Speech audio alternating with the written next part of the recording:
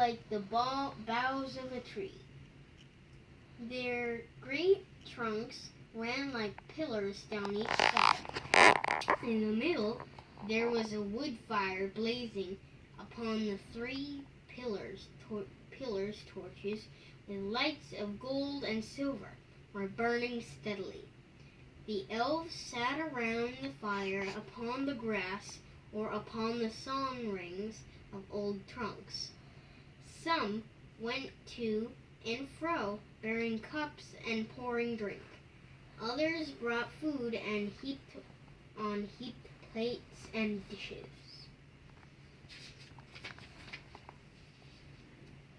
This poor fare, they said to the hobbits. We are lodging in Greenwood, far from our halls. If ever you are our guests at home, we will treat you better.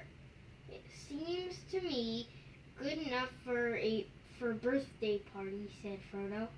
Pippin afterwards recalled little of either food or drink, for his mind was filled with the light upon elves' faces, and the sound of voices so various and so beautiful that he felt in a waking savour of a fair white loaf to one who is starving, and fruits sweet as wild berries and richer than the tended fruits of gardens. He drained a cup that was filled with a fragrant draught, cool as a clear fountain, golden as a summer afternoon. Sam could never describe in words, nor picture clearly to himself, what he felt or thought that night, though it remained in his memory as one of the chief events of his life. The nearest he ever got to say, "Well, sir, if I could grow apples like that, I would call myself a gardener." But it was the singing that went to my heart, if you know what I mean. Frodo sat, eating, drinking, and talking with delight, but his mind was chiefly on the words spoken. He knew a little of elf speech, and listened eagerly. And again, he spoke to those that served him, and thanked them in their own language. They smiled at him and said, "Here is a jewel among hobbits."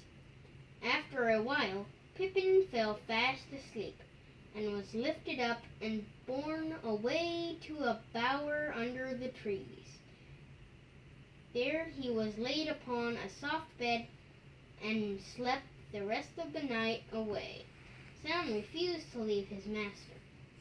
When Pippin had gone, he came and sat curled up at Frodo's feet, where at last he nodded and closed his eyes.